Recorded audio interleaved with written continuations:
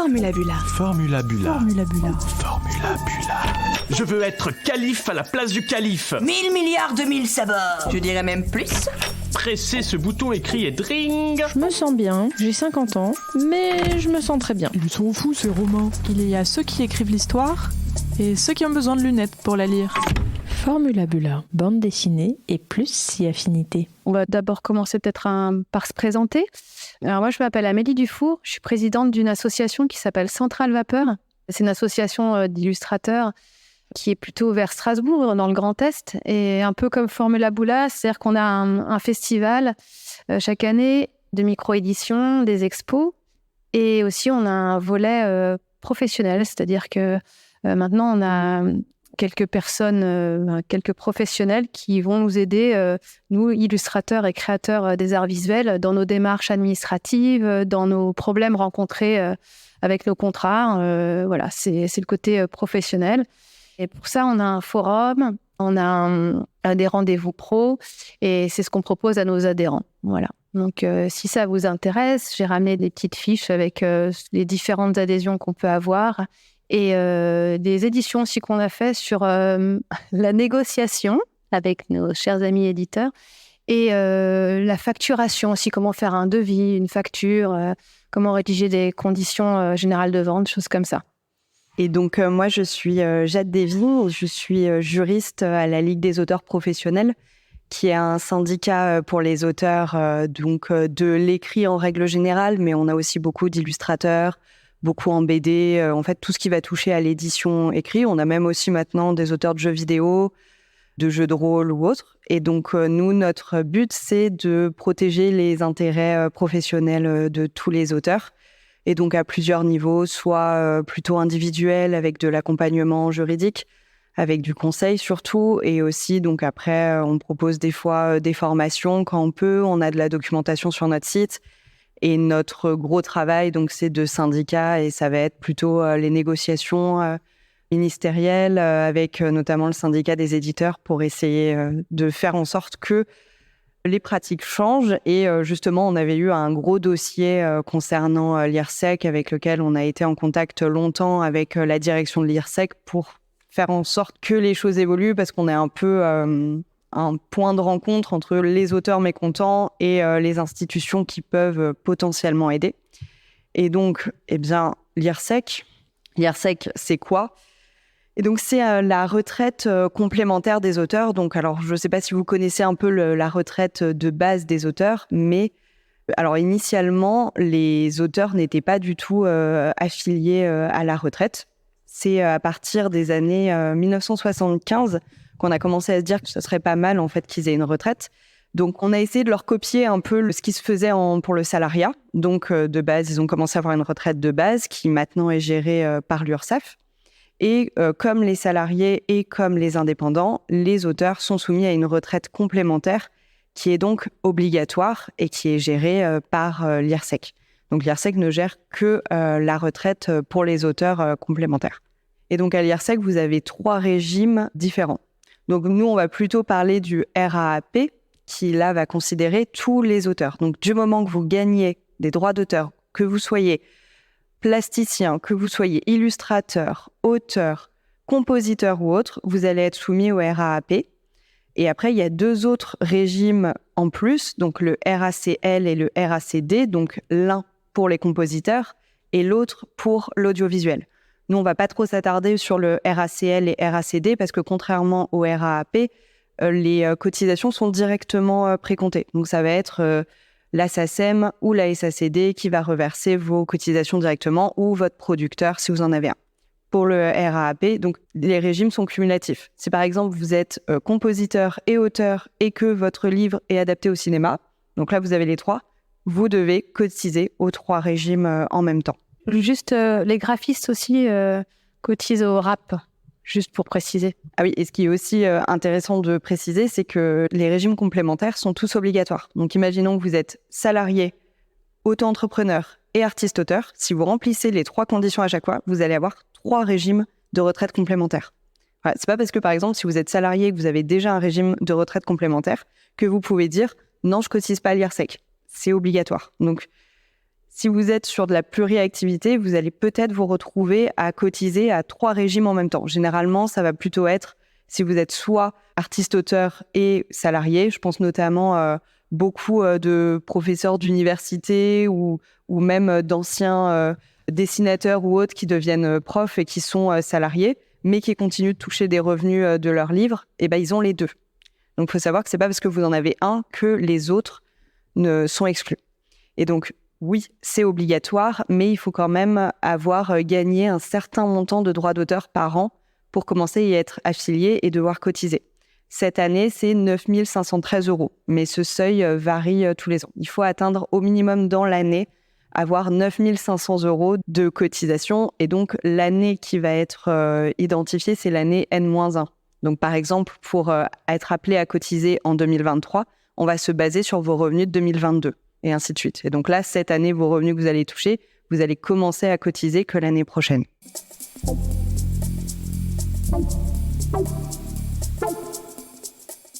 Tout à l'heure, je me suis présentée rapidement. Je suis aussi illustratrice à plein temps. C'est mon activité principale. Donc, moi aussi, je vais de temps en temps sur ce fabuleux site de l'IRSEC. Et comme je suis une très mauvaise élève, j'ai jamais vraiment pris le temps d'y aller par mes propres moyens.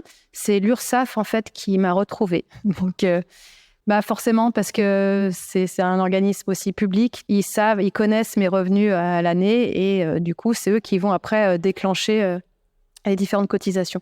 Donc voilà, le site est assez simple. Hein. Effectivement, on va dans l'espace, c'est indiqué là, le petit espace adhérent.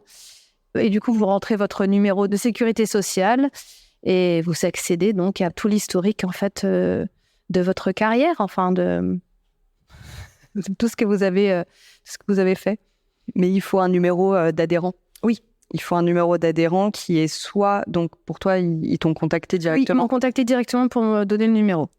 Moi, par exemple, je l'ai encore jamais eu. Donc, ça dépend. Mais le mieux, c'est quand même si vous commencez à toucher des droits d'auteur, par prévention, allez faire un tour sur le site et, si possible, demander votre numéro d'adhérent.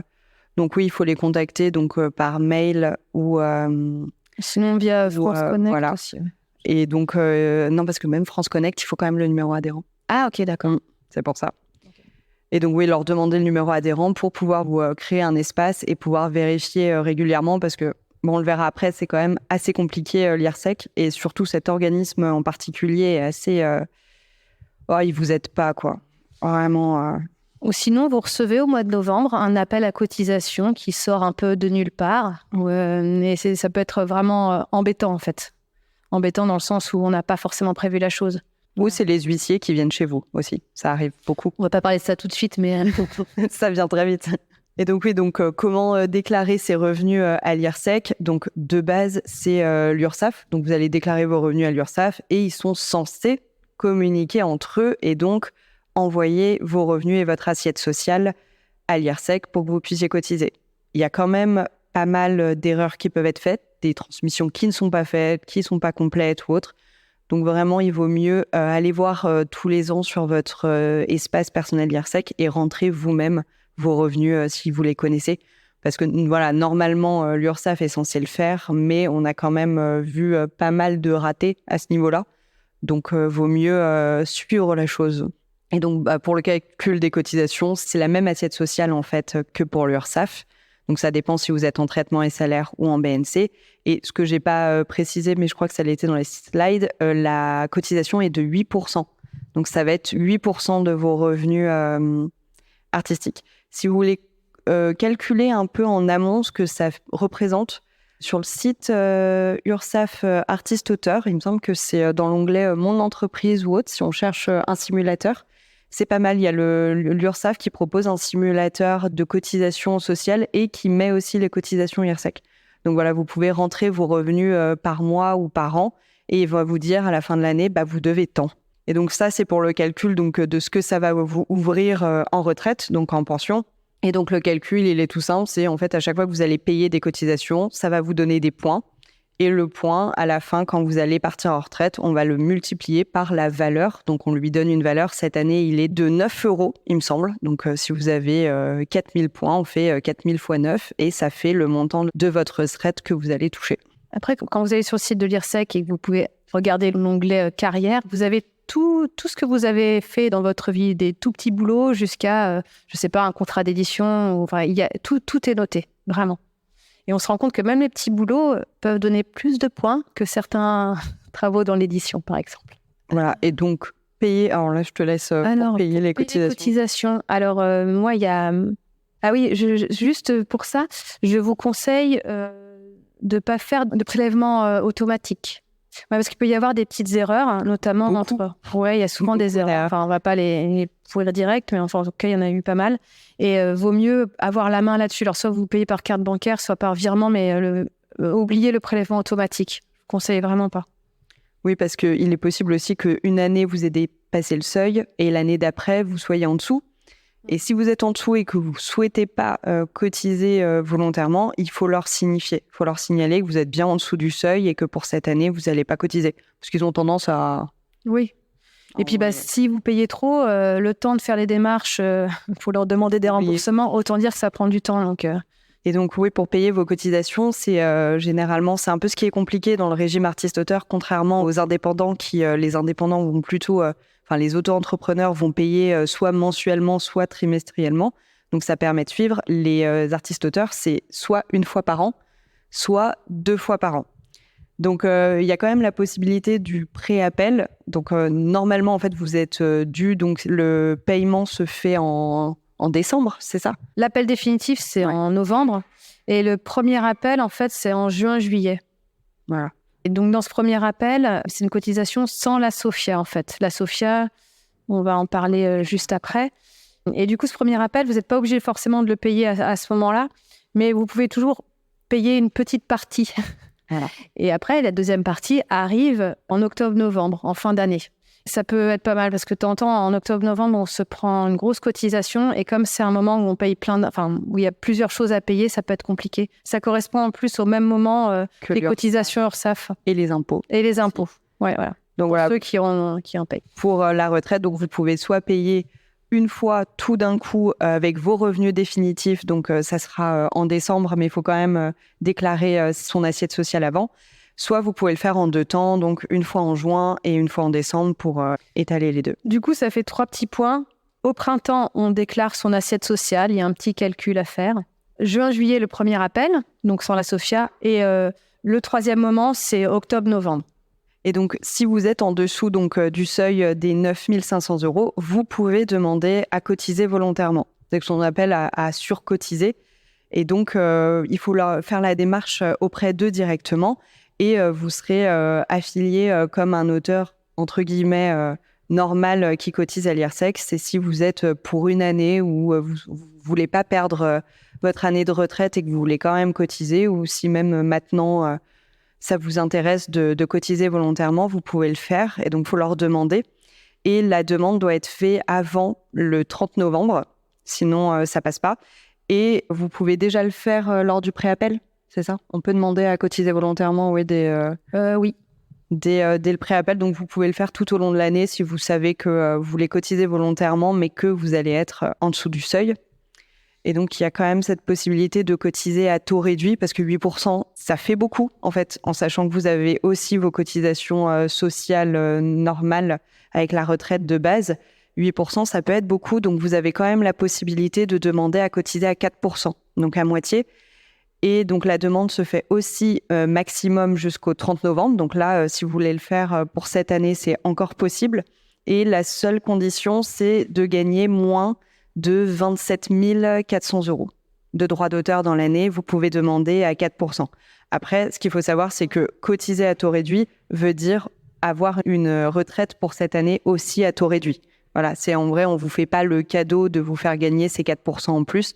C'est juste qu'au moins, vous pouvez payer moins, ça vous permet de souffler un peu et de cotiser moins. Et surtout, sachant que c'est obligatoire, si vous avez déjà une retraite complémentaire en étant salarié ou auto-entrepreneur et que vous êtes obligé de cotiser à l'IRSEC, mais que finalement, ce n'est pas tant intéressant que ça parce que vous en avez déjà à côté, ça peut être pas mal de demander à cotiser au taux réduit.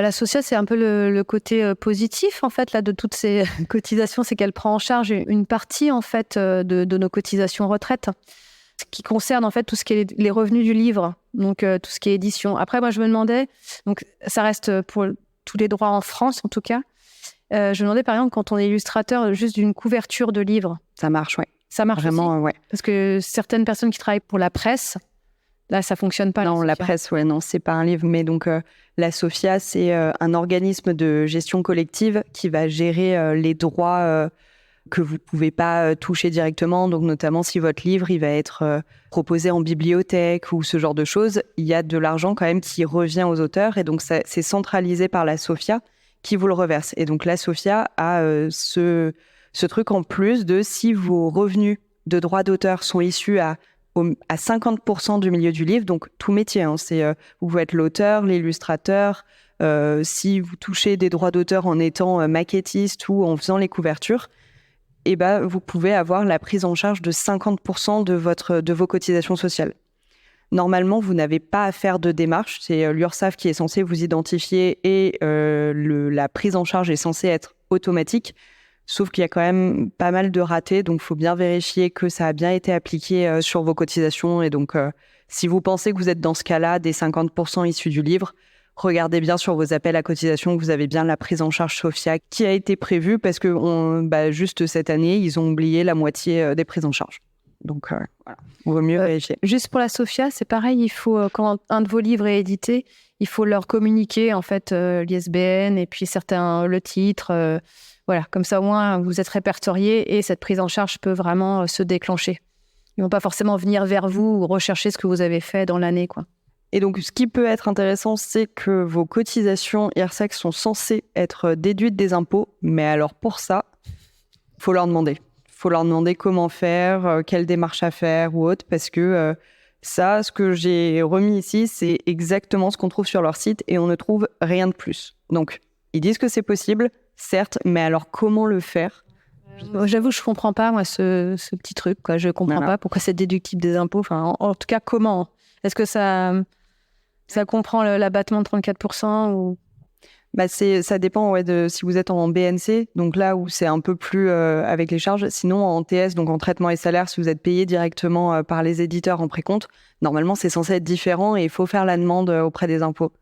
Mais voilà, ils disent qu'il y a cette possibilité-là. Après, ils ne l'expliquent pas vraiment forcément. Donc, dans chacun des cas, il vaut mieux leur demander exactement comment faire. Et donc, pour le recouvrement, donc payer les cotisations, donc l'idéal et quand ça se passe le mieux, c'est la cotisation apparaît sur votre espace personnel de l'IRSEC et vous la payez directement sur le site. Ce qu'il faut savoir, c'est qu'ils ne communiquent pratiquement jamais par mail. Hein. Non, ils envoient des courriers pour les cotisations aussi. Donc, tout passe par la poste. Donc, soit vous êtes assez vigilant, vous savez quand ça va tomber, vous vérifiez sur le site, normalement, c'est censé apparaître. Soit sinon, c'est dans un premier temps, ils vous envoient une lettre normale.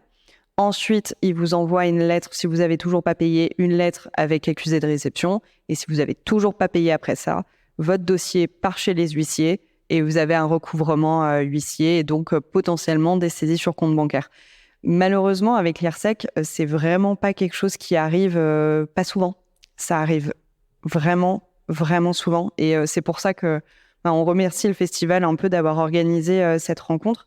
Parce que nous, à la Ligue, on a eu beaucoup de problèmes avec l'IRSEC et c'est un des seuls organismes, je crois, qui est aussi... Si, l'URSSAF fait ça aussi.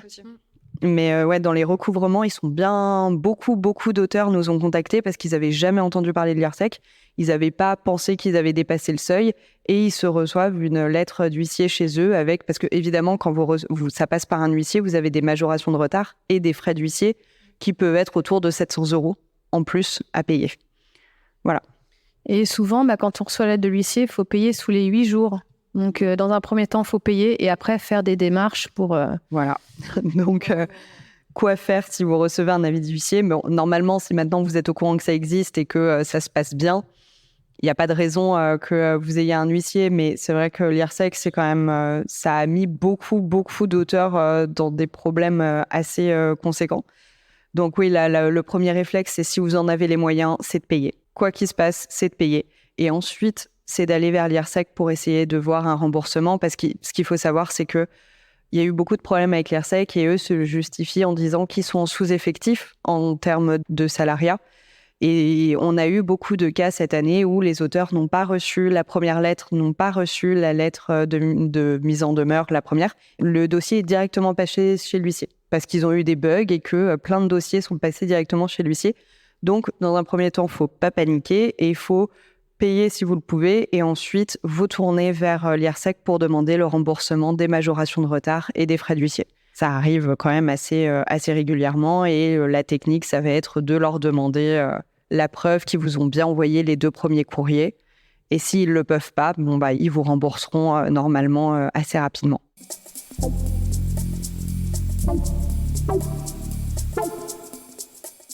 Et donc là, ça va être la partie de si vous êtes redevable de cotisations, mais que vous ne pouvez pas les payer. Donc, la première chose, c'est que vous pouvez demander un échéancier de paiement, que ce soit auprès de l'huissier ou auprès de l'IRSEC. Ça peut aller jusqu'à 2 ans. Donc, si une année, vous êtes en difficulté de paiement, vous pouvez leur demander la mise en place d'un échéancier et il n'y a pas de raison qu'ils la refusent. Donc, vous pourrez payer de façon plus douce. Ensuite, il y a la CRA, donc ça, c'est la commission de recours amiable. Et sinon, il y a demander une aide sociale. Mais là, je vais un peu développer. Donc, la commission de recours amiable, c'est la commission qui permet de soit contester une mesure de l'IRSEC, soit de demander quelque chose en plus, notamment si vous avez eu un recouvrement par huissier qui n'est pas justifié. C'est en saisissant la commission de recours amiable que vous allez pouvoir demander le remboursement. Donc, il faut soit les contacter par mail ou par voie postale, leur soumettre votre demande et ils ont 2 mois pour vous répondre. Après, ce qu'il faut savoir, c'est que c'est pour ça qu'on vous conseille de payer dans un premier temps si vous en avez la possibilité, parce qu'en fait, la saisie de la CRA, elle ne met pas en arrêt votre procédure de recouvrement. Donc, en fait, si vous avez saisi la CRA pour demander le remboursement ou ne pas payer vos cotisations, une exonération, en fait, si à la fin, ils vous refusent, vous aurez en plus les 2 mois de majoration de retard en plus. Donc, voilà. Et sinon, donc en dernier recours, il y a quand même l'aide sociale. Donc l'IRSEC a un mécanisme qui permet de prendre en charge une partie ou la totalité de vos cotisations si vous êtes vraiment en incapacité de les payer. Mais ce qu'il faut savoir dans un premier temps, c'est que l'aide sociale n'est accessible que si vous avez déjà cotisé auprès de l'IRSEC. Donc si c'est votre premier appel à cotisation, vous ne pouvez pas la demander. Il faut au moins que vous ayez déjà payé. Et donc après, voilà, il y a tout un protocole un peu à respecter, mais le plus simple, c'est de contacter l'assistante sociale de l'IRSEC, donc à l'adresse, il me semble, c'est recouvrement social, et c'est elle qui vous aidera à monter le dossier pour avoir cette aide en plus. Alors moi, je connais personne qui a fait appel à l'aide sociale. Mais c'est un peu un mythe, ils ne la donnent pas. Mais c'est un peu ce qui me semblait. Et par contre, je connais plusieurs personnes qui ont fait appel aux défenseurs des droits. Ça, c'est un autre truc, c'est parce que si l'IRSEC fait mal son travail, on peut aller voir le défenseur des droits pour qu'ils essayent de répondre plus vite. Mais c'est une autre institution complètement à part.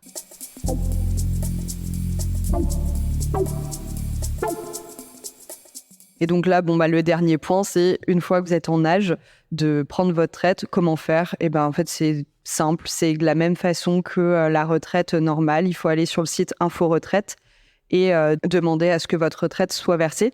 Ce qu'il faut savoir, c'est que par contre, vous n'avez pas besoin d'arrêter votre activité. Vous pouvez continuer votre activité après avoir liquidé votre retraite. La seule chose, c'est que par contre, vous ne pourrez plus la faire évoluer, votre retraite. Une fois que vous l'avez pris, même si, imaginons, 2 ans après, vous écrivez un best-seller ou autre et que vous avez énormément de revenus qui viennent, ça ne pourra pas revaloriser votre retraite. Une fois que vous la prenez, vous la prenez. Par contre, une fois que vous avez liquidé votre retraite, l'IRSEC ne peut plus vous demander de cotisation. Il n'y a pas de cotisation de solidarité. Contrairement aux 2 premiers régimes qu'on avait vus, donc pour l'audiovisuel et les compositeurs, eux, par contre, ils ont un régime de solidarité où même une fois qu'ils ont pris leur retraite, il y a 1% de leur revenu qui est quand même versé à l'IRSEC alors que ça ne leur revient pas. Et donc voilà, il faut atteindre minimum 30 points qui est quand même assez rapide. Et si par contre vous êtes en dessous de 30 points, donc ça va être le cas de si vous avez publié que quelques articles ou que très peu de droits d'auteur, ce sera un forfait qui vous sera appliqué. Et sinon, ça sera une pension tous les mois, comme une retraite classique. Donc ça, c'est un point hyper particulier. La pension de réversion, c'est pareil que les régimes de retraite classiques. C'est si vous êtes marié et que soit la personne avec qui vous êtes marié a des droits d'auteur ou vous avez des droits d'auteur, si la personne décède avant et qu'elle a quand même une retraite à avoir, ça marche que dans le cadre du mariage, mais le conjoint survivant, même ex-conjoint, peut demander à avoir cette pension de réversion et donc d'avoir la retraite qui lui est due. Ça, c'est pareil que la retraite classique. Et quand on a vécu en concubinage, ça marche pas? Il faut être marié. C'est vraiment que le mariage, il me semble que des même enfants? le Pacs. Des enfants peut-être? Non, rien. Non, c'est vraiment que le conjoint et conjoint, ex-conjoint, ça marche, sauf s'il s'est remarié.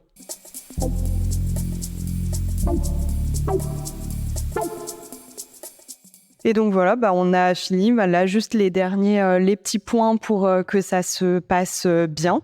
Donc le premier point pour vraiment que dans tous les cas avec l'IRSEC ça se passe bien, c'est de toujours vérifier vos informations personnelles. Ils disent qu'ils passent par France Connect, mais ils ratent des informations. Et notamment votre adresse, vu qu'ils passent pas du tout par mail, il faut toujours veiller à ce que sur l'IRSEC, si vous êtes affilié et que vous êtes appelé à cotiser, de toujours veiller à ce que votre adresse soit bien précise et que même si vous déménagez, vous fassiez le suivi. Parce que même si vous le faites sur France Connect, ça ne transfère pas vraiment. Donc, il faut vraiment faire attention parce que l'IRSEC considère que c'est aux auteurs de faire les démarches pour se faire connaître. Que eux, ils font avec ce qu'ils ont. Et si l'auteur n'a pas fait de lui-même les démarches pour changer ses informations, s'ils n'ont pas la bonne adresse pour vous envoyer vos cotisations et que votre dossier part chez l'huissier, ce n'est pas leur problème. C'est ce qu'ils considèrent. Voilà, il faut aussi donc vérifier et bien voir si l'assiette sociale, c'est la bonne, qu'ils vous ont appliqué le bon taux. Voilà, si vous avez demandé à cotiser au taux réduit, bien vérifier que ce soit le cas et qu'ils vous ont pas mis le taux plein. Ce genre de choses. Il faut vérifier les informations, que la prise en charge SOFIA, si vous y avez droit, elle y est. Aussi, un point important, provisionner le montant des cotisations, parce que nous, on a beaucoup le cas d'auteurs qui se font, entre guillemets, avoir, parce que voilà, vous pouvez payer soit qu'une fois par an, soit 2 fois par an. Et sauf que ça peut aller des fois à 1 000, 2 000 euros de cotisation et à payer en une fois, ça peut être compliqué. Donc nous, ce qu'on peut conseiller, c'est même si vous êtes en début d'activité, d'avoir un compte bancaire qui est vraiment réservé à votre activité professionnelle. Et ce qui peut être pas mal, si vous pouvez vous le permettre, c'est à chaque fois que vous touchez des droits d'auteur, mettre sur ce compte les charges. Donc que ce soit l'URSSAF que vous allez aussi payer que 3 fois par an ou l'IRSEC 2 fois par an, à chaque fois que vous avez des droits d'auteur, vous pouvez aller sur le site justement de l'URSSAF qui ont des simulateurs. Vous savez qu'est-ce que vous devez, vous y mettez de côté et au moins en fin d'année vous êtes tranquille et vous n'avez pas à courir après les organismes pour mettre en place un échéancier de paiement. Ensuite, voilà, après les 2 dernières choses, ça va être de ne pas considérer que l'absence de réponse est une réponse positive parce que l'IRSEC peut avoir jusqu'à 4 mois de délai de réponse au mail. Donc voilà, ça peut être très long et de conserver au maximum tout ce que vous pouvez d'échanges. Parce qu'encore une fois, on a eu pas mal de problèmes où, je ne sais pas si ça a été le cas, mais vous avez une sorte de messagerie interne sur votre espace personnel et les messages étaient supprimés en fait régulièrement. Donc en fait, les auteurs ne pouvaient pas prouver ce qui avait été fait. Donc c'était, voilà, si vous contactez l'IRSEC pour n'importe quelle question, il faut plutôt le faire par écrit et en garder des preuves. Malheureusement, il faut le faire assez régulièrement et garder des preuves parce que ça a tendance à disparaître. Et après, on va vous demander à vous de prouver que ce qui a été dit est vrai, mais vous n'en avez pas la preuve parce que vous pouvez avoir des personnes au téléphone aussi. Donc voilà, si vous les joignez par téléphone, ce qui peut être pas mal parce qu'ils ont certaines personnes de leur service qui sont vraiment prêtes à vous aider, mais en fait, vous allez avoir quelqu'un au téléphone et la veille, vous allez recevoir un mail qui vous dira tout le contraire. Donc si vous avez quelqu'un par téléphone, n'hésitez pas derrière à refaire un mail qui retranscrit ce que la personne vous a dit. Donc, n'hésitez pas aussi à demander, quand vous êtes au téléphone, le nom de votre interlocuteur. Comme ça, vous pouvez dire, comme l'agent Intel me l'a dit, il m'a dit ça, et vous refaites le mail derrière, et vous en prenez une capture d'écran. Et normalement, avec tout ça, tout devrait bien se passer. Ouais, en fait, il faut aussi très souvent aller sur le site. Après, ça ne vend pas du rêve forcément, mais au moins, il faut se loguer régulièrement. Moi, je trouvais que sur le site, il manquait de la petite calculatrice pour calculer l'assiette sociale, des petites choses comme ça. En conclusion, je trouve quand même que c'est un petit peu compliqué, surtout nous, en tant qu'auteurs, on est souvent un peu phobique, on va dire. On a des petites phobies administratives, donc on rentre dans un système qui est quand même pas toujours évident à gérer. Et ce que tu préconisais comme petite solution, c'est-à-dire provisionner toujours un compte, c'est pas évident parce qu'on gagne pas énormément et le fonds de roulement, c'est difficile de l'avoir, quoi. Donc, faut juste se mettre en tête qu'en fin d'année, il faut qu'on paye l'IRSEC et effectivement essayer de réserver des petites choses. Mais je trouve ça assez compliqué, surtout qu'on ne sait pas, là, avec les nouvelles réformes, et puis on ne sait pas si le point retraite va garder sa valeur. Enfin, il y a quand même beaucoup de points d'interrogation. Et déjà qu'on est très précaire, on a l'impression que notre retraite, elle continue aussi, cette précarité, elle continue à être un peu en pointillé, et je trouve ça toujours un petit peu angoissant, quoi. Mais en tout cas, moi, je suis une mauvaise élève de l'IRSEC, mais j'essaye quand même d'aller sur le site régulièrement pour voir justement ce qui m'attend. Et de vérifier aussi les informations, parce qu'il y a eu beaucoup de loupés du côté de l'IRSEC, beaucoup du côté aussi de l'URSSAF.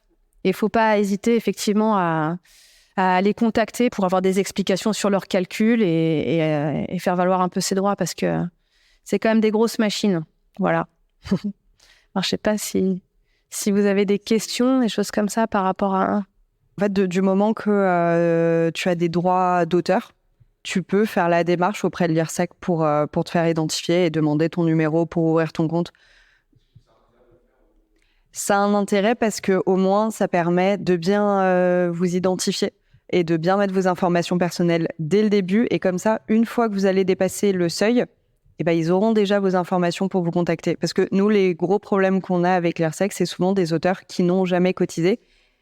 Voilà, qui ne sont pas inscrits et qui ont dépassé, et des fois, parce qu'en plus, alors l'IRSEC, ils ont un temps de réaction qui est assez long, et là, les cotisations qui ont été recouvertes il n'y a pas très longtemps par huissier, c'était 2019. Donc, il y a quand même un temps qui peut être assez long, donc au moins, dès que vous commencez à toucher des droits d'auteur, vous demandez à vous inscrire, vous avez votre espace personnel, vous remplissez vos informations, au moins, ils n'auront pas d'excuses pour ne pas dire qu'ils n'ont pas vos informations, parce que c'est... Voilà, parce qu'après, vous allez vous avoir plusieurs années à payer d'un coup. Et en fait, vu qu'ils sont censés recevoir vos informations de l'URSSAF, des fois, on a des trucs. Une de nos adhérentes à la Ligue a reçu ses cotisations de l'IRSEC à sa banque. L'adresse qu'ils avaient, c'était celle de sa banque. Comment, pourquoi, on n'en a aucune idée. Et en plus, ils envoient que des lettres et pas de mail. Donc, voilà. Donc, vaut mieux... c'est un petit réflexe, au moins, c'est fait. Et vous avez un peu plus l'esprit tranquille. Et si vous dépassez le seuil, techniquement, ils ont toutes vos infos et ça devrait bien se passer. Normalement. Normalement, c'est ce qu'ils appellent sur le document, il me semble, c'est par Sophia qui apparaît avec le montant. Normalement, le dernier appel, il y a déjà la Sophia qui a été enlevée. Donc, si tu dois payer 2 000 €, c'est...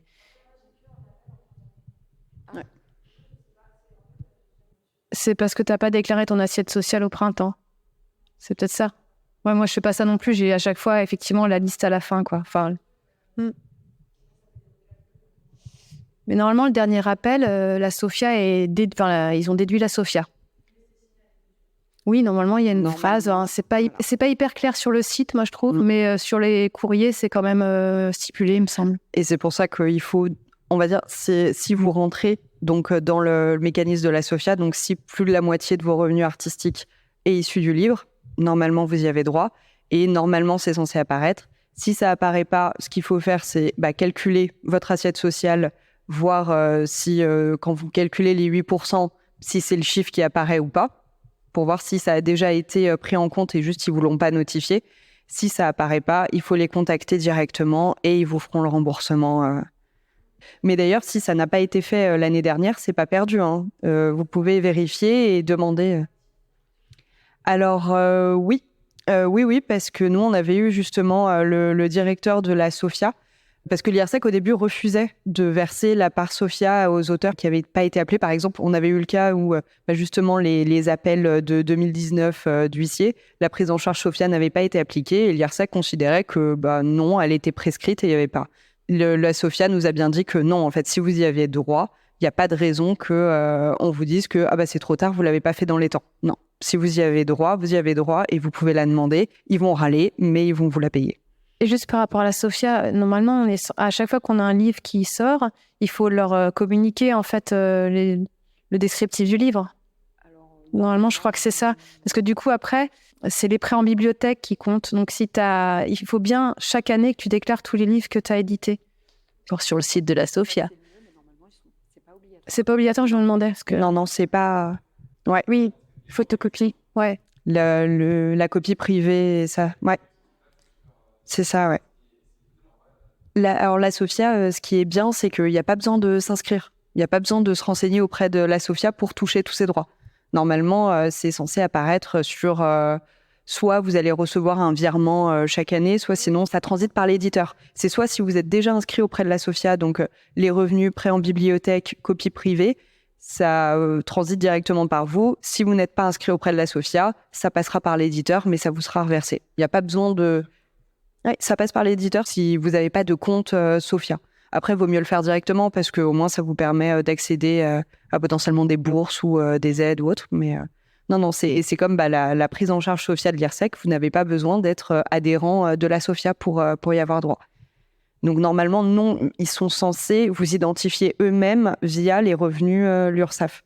Donc, normalement, l'auteur n'a pas à courir après et à donner tous ces éléments, mais pour éviter les ratés, il vaut mieux leur signifier.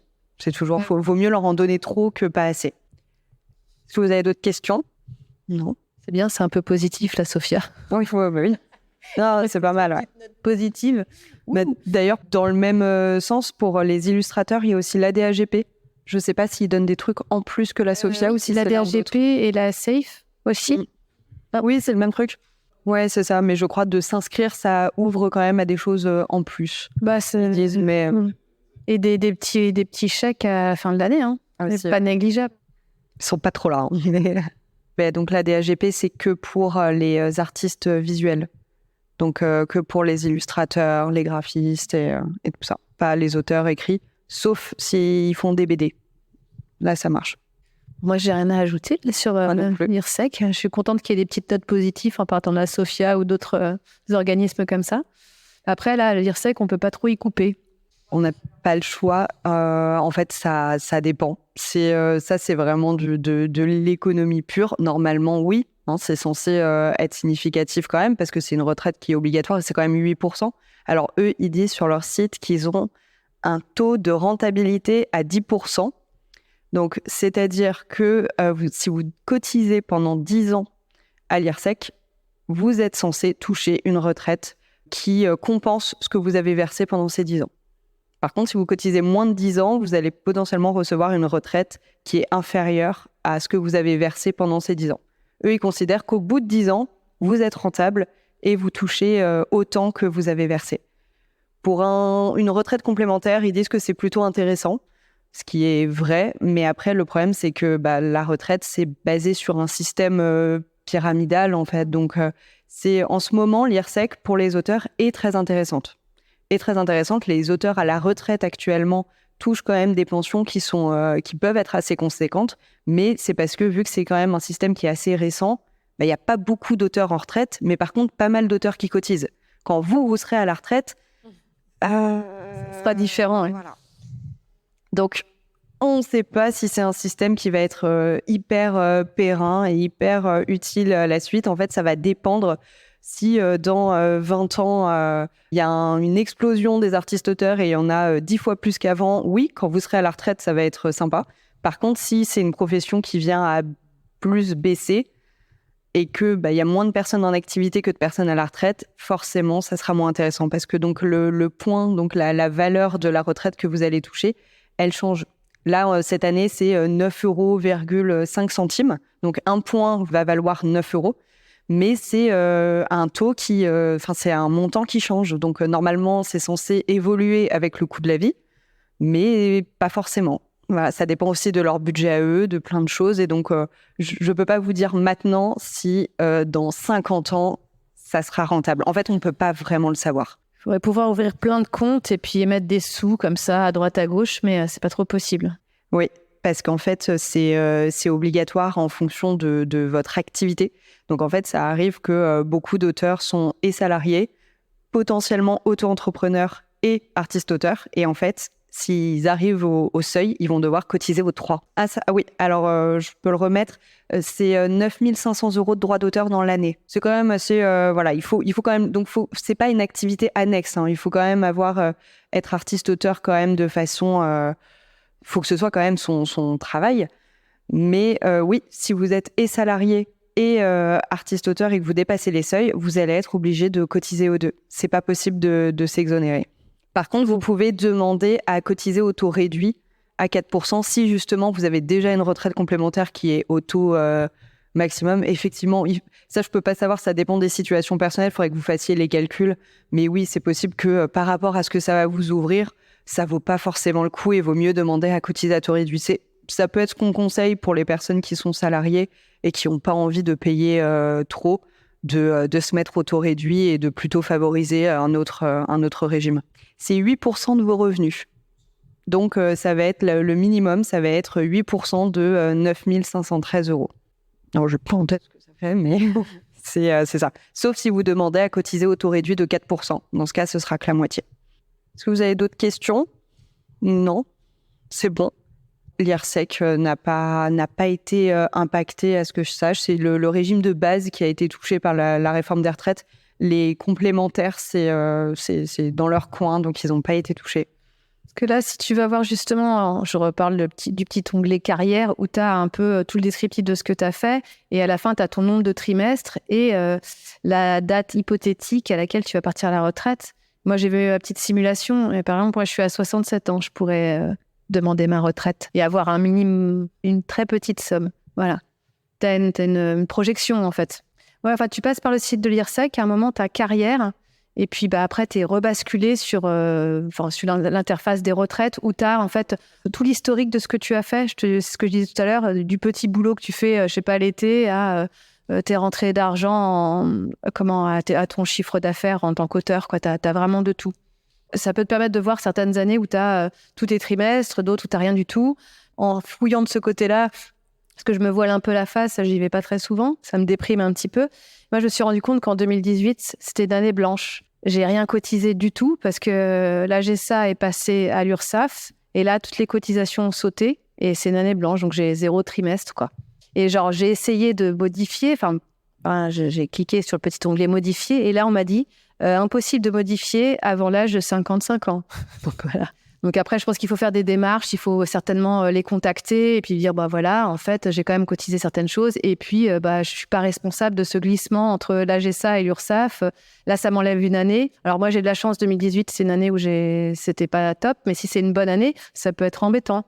Je sais pas, en tout cas, dans mon atelier, on était, à peu près la totalité des illustrateurs à avoir une année blanche en 2018. Ça arrive, ouais.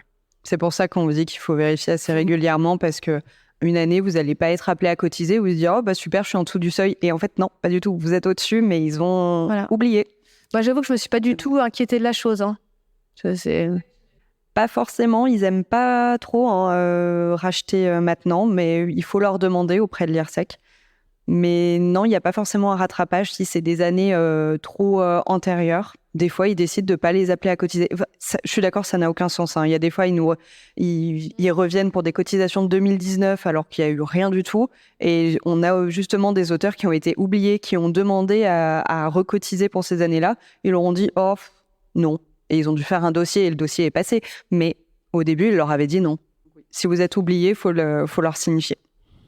Merci d'avoir participé et bon courage pour la suite et pour vos déclarations. Et si vous avez d'autres questions ou si vous voulez parler de votre situation personnelle ou autre, n'hésitez pas à venir nous voir et on pourra répondre à vos questions.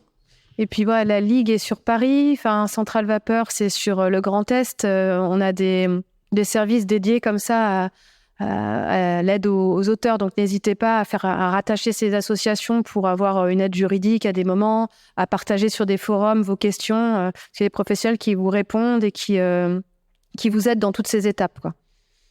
Et une communauté aussi d'artistes-auteurs. Et souvent, c'est vrai que c'est une profession où on est souvent très seul. Et comme ça, pouvoir avoir des réponses rapidement par des gens qui sont déjà passés par ce genre de situation, c'est quand même assez appréciable. Voilà.